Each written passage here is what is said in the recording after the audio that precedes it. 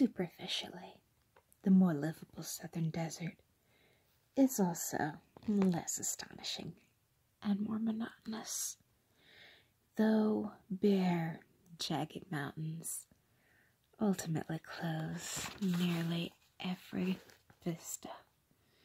The desert itself lies peaceful in the sun and repeats with tireless satisfaction its two themes, either cactus, palo verde, mesquite and sand, or yucca, agave, and ocotillo, the one on the flats, the other on the slopes. It has discovered modes and sticks to them, content to do what it can do, indifferent to your attention or lack of it. Love me or hate me, the desert seems to say.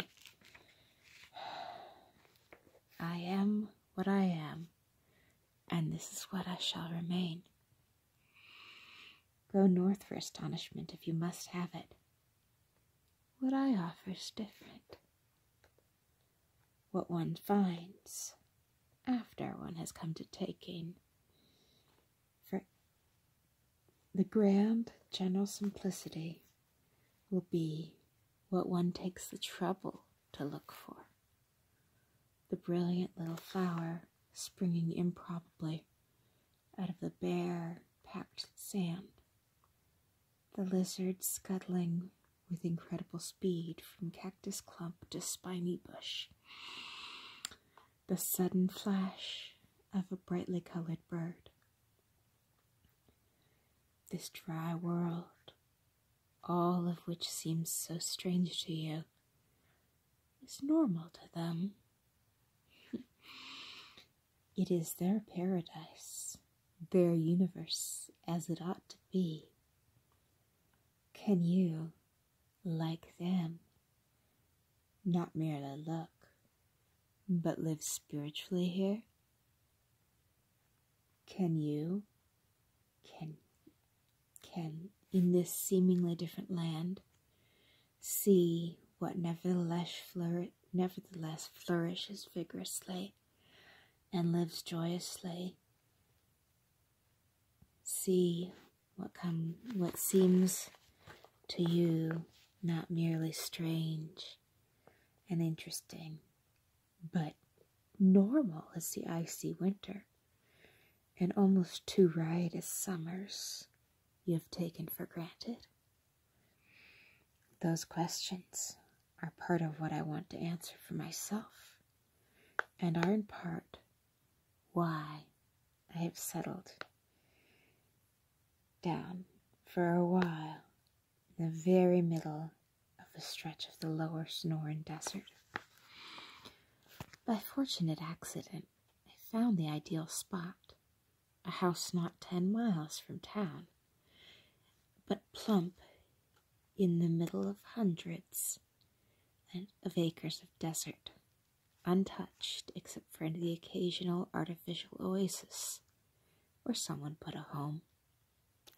To the north, only a mile or two away, rises a bold range of mountains, bare except for the scattered green dots which represent some clump of unconquerable shrubbery.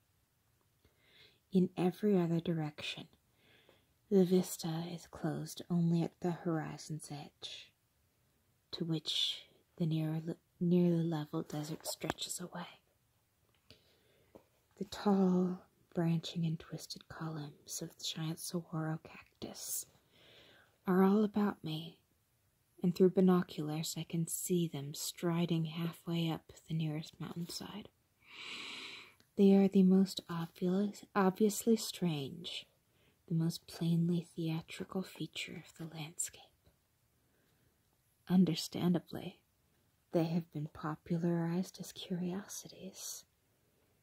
Yet, despite this popularization, they will probably be the last familiar sight to be readily accepted as familiar, to be believed and taken for granted, as natural and normal, rather than some part of a stage setting.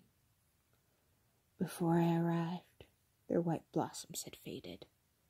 At the moment, their prickly pear-like fruits, stuck improbably at the ends of improbable columns, are showing bright red against the sky as the ripe ends burst open, and the birds eagerly pluck the seeds.